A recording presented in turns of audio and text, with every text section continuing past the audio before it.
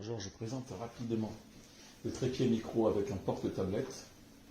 Donc on a suffisamment de débattement pour pouvoir jouer tranquillement avec une guitare devant soi. La construction est tout en métal.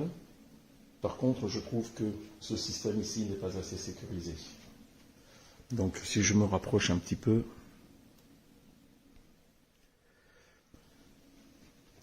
là, ces deux mâchoires ne sont pas assez larges pour pouvoir sécuriser une tablette qui a déjà sa coque.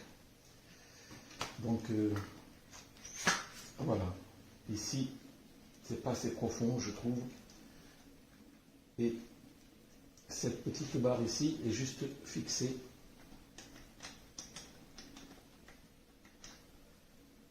par ce système qui n'est pas assez costaud, sachant que sur scène il y a des choses qui bougent, parfois il y a du vent.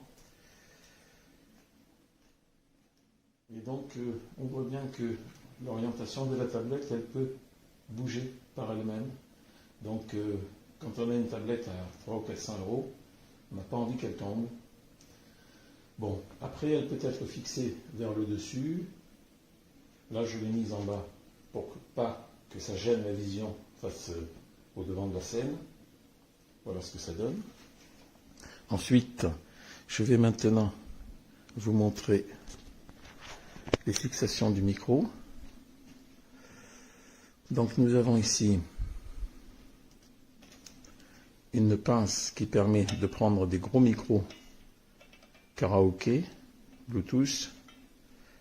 Donc ça c'est bien, c'est solide. Là. Une fois que le micro a bien été pincé, c'est bon.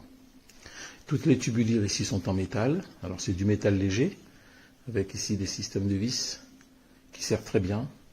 Ça aussi c'est assez costaud, ainsi que ce système-là. L'écartement en bas peut être encore un peu plus élargi pour une meilleure stabilité. Ici, on a quelque chose de très costaud. Voilà. Et puis c'est livré aussi avec le porte-micro standard pour les micros de type Shure, SM. Voilà, ça marche. Voilà. Donc c'est une qualité légère qui conviendra à une utilisation à la maison pour sortir sur scène avec un vrai pied de micro et en mettant ici, en entourant avec du gaffeur pour sécuriser la tâche.